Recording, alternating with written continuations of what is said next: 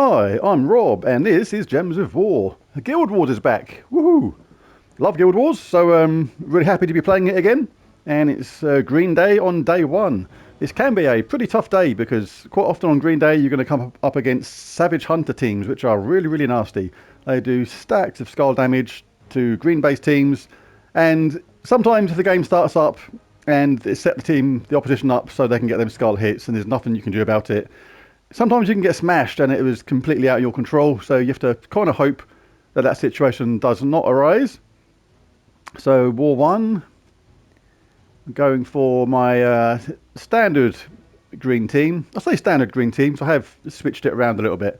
Normally I would have the Wild Queen in front of Queen Beatrix, but with the Elementalist class I've decided to be more aggressive and change that around to there. The team we're up against is going to use Mountain Crusher to try and charge up Tina 9000 and Arachnian Weaver, both of which do true damage. Tina does a ton of true damage. If she gets to cast, we're in a lot of trouble. And Arachnian Weaver also reduces our magic to 0, as well as doing quite a lot of true damage, and has a summon as well if they have a slot, or 75% chance of a summon at least. And Gimlet Stormbrew is going to convert green to brown, which is a good tactic for them. And, you know, because basically we need green. We need green, and the other team knows that. So setting a team up which converts the colour of the day to a different one is a standard but good tactic. For me, I'm going to have Essence of Evil to try and shut down the most dangerous opponent on their side while doing true damage and having a cleanse with Queen Beatrix, while at the same time casting the Wild Queen when she's available and using Leprechaun to charge up my entire team.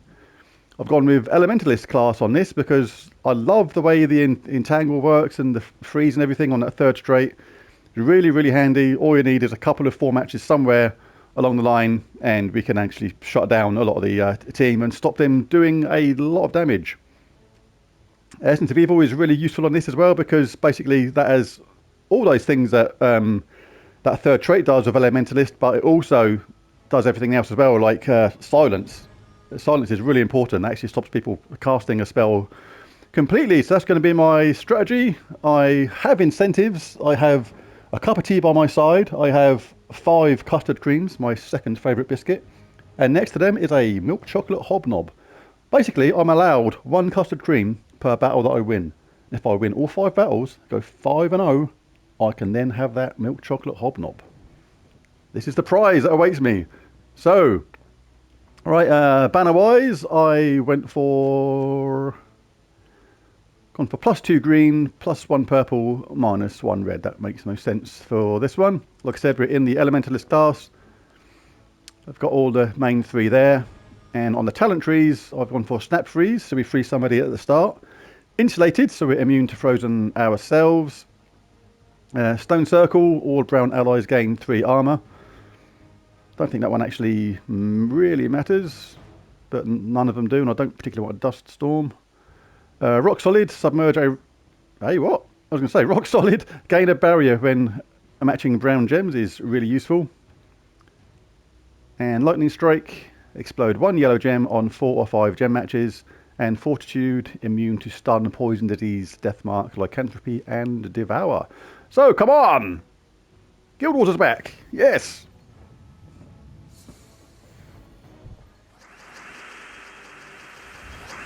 Right, I always take 4 matches in the Elementalist class like this, even though we don't use red, because we're going to get that random entangle, freeze, etc. on other troops. Could take that, but there's a reasonable amount of mana generation to get from this, and we have to check things like this as well. Transform all green gems to brown. They will tend to cast that when it's available, even though it may or may not make any sense.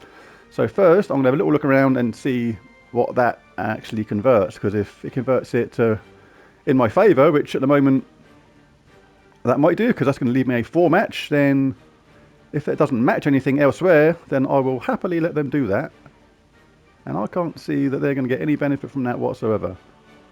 So, no, I am going to try and leave all this as is and pick something else which doesn't mess that around.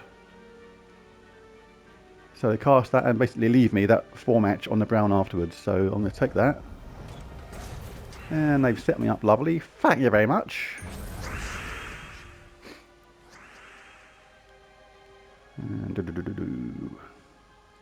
get the Wild Queen ready with this. This is quite useful. Not too many green to benefit from casting Leprechaun right now, because when you cast them, you explode those green gems, but you only gain the half of the mana around it, and there's not enough going on there. There's nothing in this lower half of the field, so I would rather do something like this. I think I moved the wrong one then. I meant to get brown. That was a little bit silly. Right, let's get going with this. Right, Wild Queen's ready to rock and roll. It can be a risk casting her if she misses, but if you cast on the first opponent, it's not too bad, because you can reduce their attack down significantly should you leave them any skull hits, and the second opponent is entangled anyway, so if we kill them, then, well, see, that's exactly what happened. We completely set them up, but didn't actually do as much damage because her attack was reduced to just 15.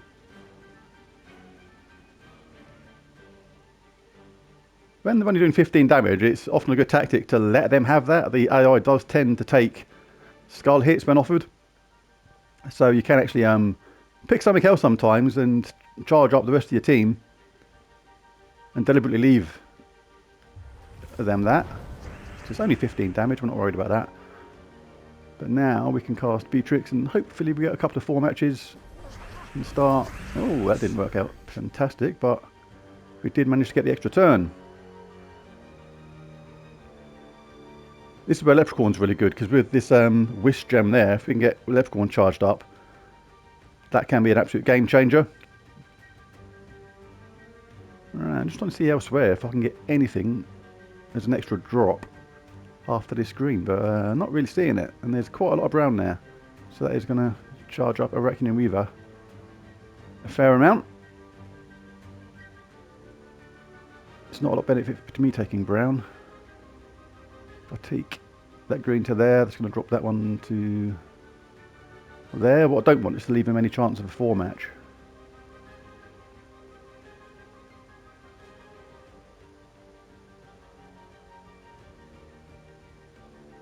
Yeah, I'm going to take that one. Well, I did manage to get charged up there, but I can cast Essence of Evil on Gimlet. Stop him converting those brown, and we did get a 4-match, which is handy. We can't target Reckoning Weaver, which is a bit of an issue, but we've got a lot of life at the moment. So I do want to cast something which is going to give me the best chance of a 4-match. Queen Beatrix is the most likely candidate, I would say, but there's not a lot of green there. You're relying on her casting some brown rather than green to make that work. But yeah, let's go for it. Yeah, that worked out. So you can cause any random skull hits by taking these 4 matches. So even though Reckoning Weaver is still there, they still may take that skull hit, which is silly of them if they do, but tempted. Let's put that on them. Oh, Tina got carried away. So, oh, that's the only thing, you see. That's the thing with the Elementalist. You really have to pay attention. I looked at Tina and I presumed that she was silenced, because I'm so used to casting Essence of Evil on people and they're being silenced with all those effects going on. I didn't realise that Tina wasn't silenced. That is a real mistake from me, and that may well come back to haunt me in this game. And deny me a custard cream! Uh-oh. We need to really get things going now. Right, this is absolutely something you have to take there. That's taking care of them, that's good. But Reckoning Weaver is super dangerous because they have a 75% chance of getting a web spinner, which is a very dangerous troop. It does tons of skull damage. And I don't have a summon in this team, so yeah, not good. Oh, what I'm talking about? I can kill them with bloody Beatrix. I'm overthinking things. Give me that custard cream. Come here. Mmm. What we got? 3,224 points. Not a particularly good start, but a win's a win. We lost a troop or two. I don't have a slurp of my tea as well. Tea but no crumpets. That's just a rumour. Not all English people are obsessed with crumpets. But I do like a crumpet. But it has to be Warburton's. No other crumpet will do. Right, what have we got here? Celestial Flask, Mirage Queen, Wild Queen, Leprechaun. So this is a green skull-based team. Mirage Queen is going to curse all the enemies and convert all the green gems to Doom Skulls, as well as give elemental allies a 50% start. So Wild Queen starts nice and fast, which is handy. Leprechaun is going to do a similar job to what I do, exploding green gems and charging up the whole team nice and fast. And Celestial Flask is pretty handy as well. It creates 3 potions of either blue, green, red, yellow or purple, and gains an extra turn. So if they don't align automatically, there is a chance to make them do so with an extra turn. And they're using Elemental Force as well. So that's pretty neat. But what's significant about this fight is they don't have a cleanse in there. Let's check their talents actually. No, there's no cleanse in there, is there? No, so if I can get a few 4 matches, should be able to shut down some of these, and hopefully it won't be an issue.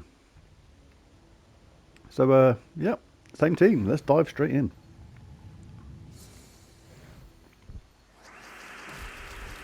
Right, got 4 matches there straight away, which is nice. On brown. And another one on yellow. Always worth taking then.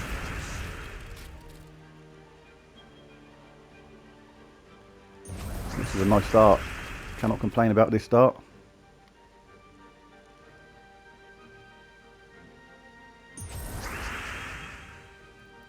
Alright, now typically like this I will use Essence of Evil to just shut down someone who's super dangerous, and in that case it's the Wild Queen.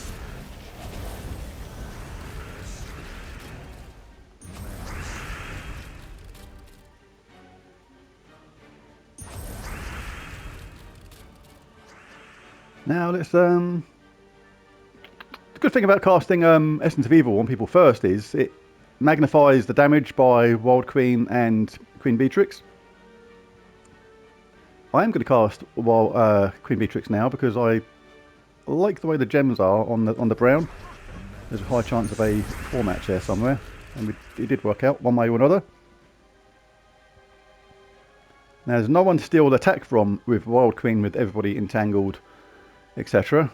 But can still be worth casting because we're going to get, there's a lot of green and skulls there, so we'll cast that on anybody we like. Wow, that was quite interesting how that managed to miss everything. Now it's a better cast for Wild Queen because he says entangling the first opponent straight away and having no attack to steal. Alright, let's go Beatrix. Come on Beatrix, get your bee stings in gear and doozy damage. Really good mix of green and brown now, so this is a high chance of working on a 4 match. And that will do. Yes, another custard cream. Dip it in my tea this time as an extra bonus.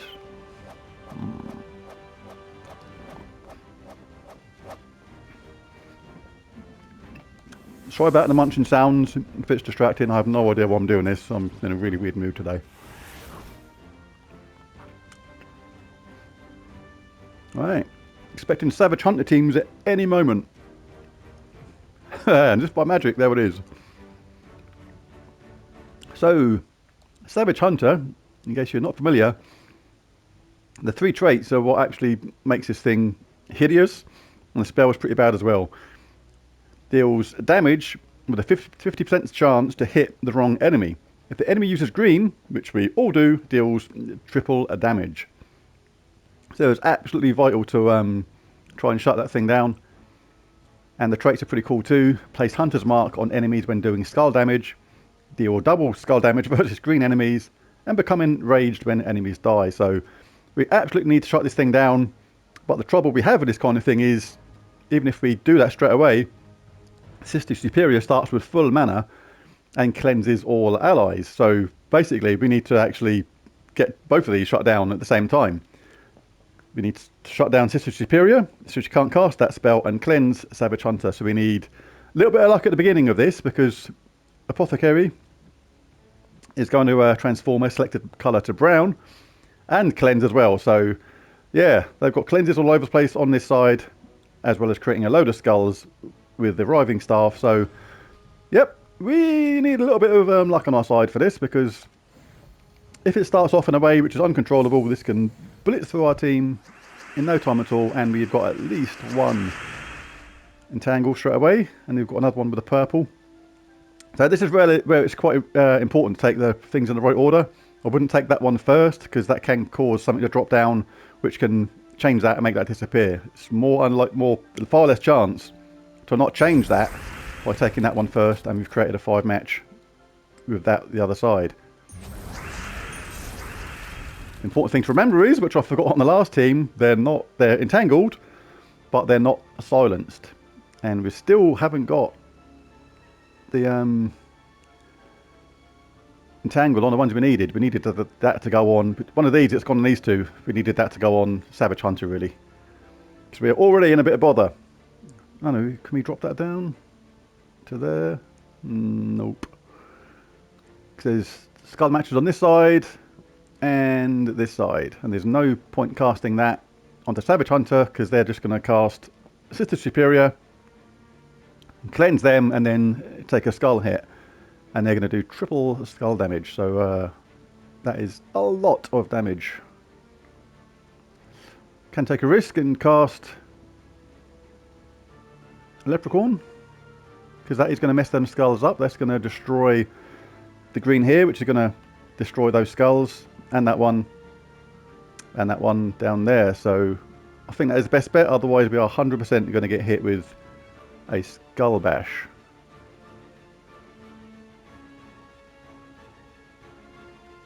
Good. Yeah, I can do that. I wasn't going to cast Essence of Evil, but there's literally no point. Actually, what colours does she use? She uses green, so yes, actually I'm going to do that. I'm going to do that on her. So it's going to explode those green. Hopefully we don't get left a skull. We didn't. So we kind of got away with that for now. But we're going to leave him another skull hit. This is why this team is so tricky, because you just have to avoid skull hits all the time, and it's really hard. We can take this one, but we're still going to leave this one here. I think we have to go Leprechaun again, because that is going to disrupt these skulls, which we are guaranteed to get hit by right now. So I'm going to do that and see if we can wing it and get lucky. Yep, we got away with that again. Oh, they've been changed into a Rhinogore. But that is acceptable to me. I do not mind that. Now, 74, that's not enough. Not enough to kill him, even with that extra Doomskull damage. That is not enough to wipe out that Savage Hunter. So the best we can hope for is to cast Wild Queen, create all those skulls, reduce their attack, and hopefully take them out. Yes, yes, yes, yes, yes, yes. Love it, love it. Right, now we can concentrate on finishing them off. Apothecary there is about to cleanse everybody. So many effects going on, you literally cannot see what's going on now half the time. You just have to remember sometimes you've not silenced that enemy. That's just the effect of the elementalist stuff. Now we can concentrate on, let's just double up on that. Now we'll throw that on anybody and hopefully get a couple of hits and sort them out. 2 people charged out of the 4, so not full marks on that one. 1,533 points. I'm not going to have another biscuit. I'm just going to have a gentle sip of my tea in celebration on that one. But if I still get 5 and no, I'm still going to have that hobnob.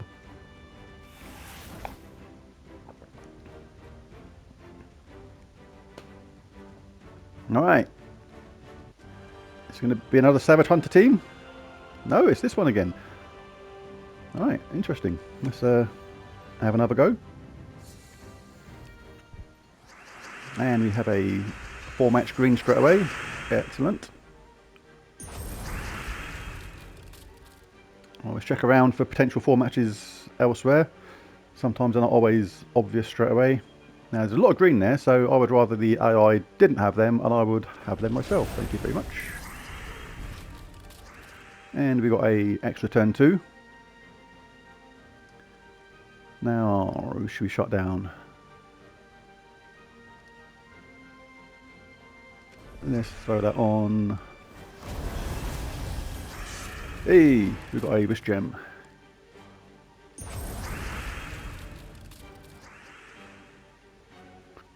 Let's cast Wild Queen onto them. Yeah, this is going very well today. Happy with this. Let's do, with all those skulls, let's do Wild Queen. Even though we've got no attack to steal, there's a lot of skulls there. We're most likely to get some hits, and we did. Everybody's charged up, no need to actually take that 4-match there if there's other ones available. So for that reason, I will cast Wild Queen again.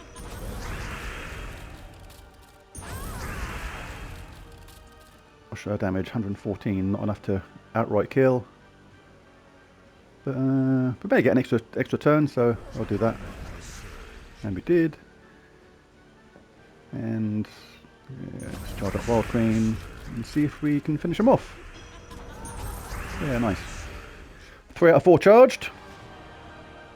Decent, if not spectacular. 1,645 Guild Wars points of mayhem. Whatever they are. I've taken some weird drug today I don't know about. I'm acting really weird. I have no idea what I'm saying after stuff I'm coming out with. Right, the Paragon opponent. What you got? Oh, it's him again. Come on then.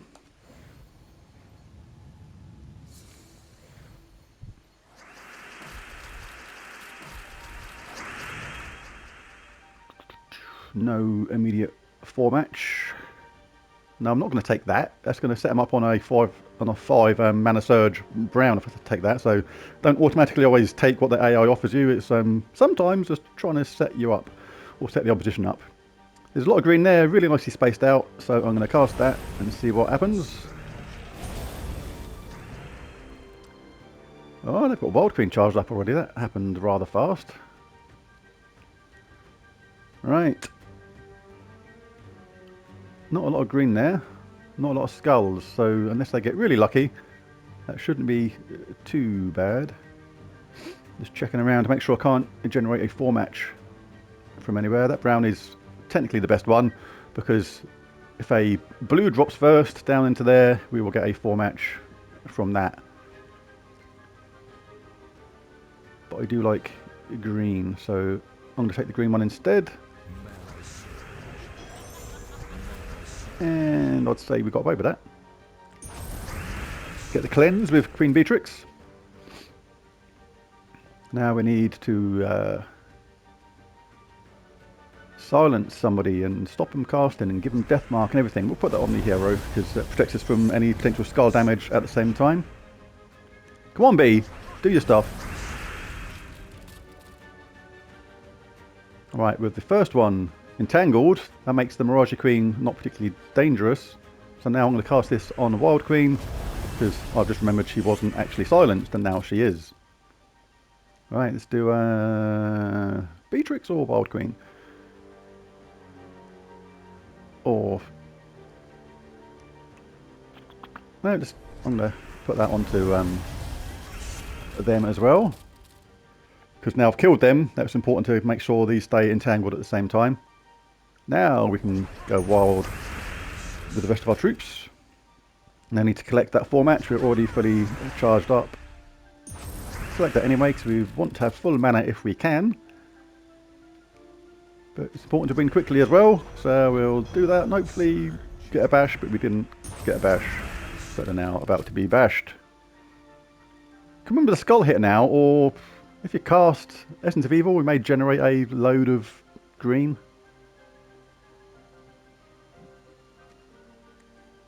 May charge up other people. Let's give that a go. Oh, we ended up with 3 out of the 4 charged, so not too bad, but a 5-0 day. That's a good start to the week, and I will happily indulge in my milk chocolate hobnob. So 1,775 points from that game.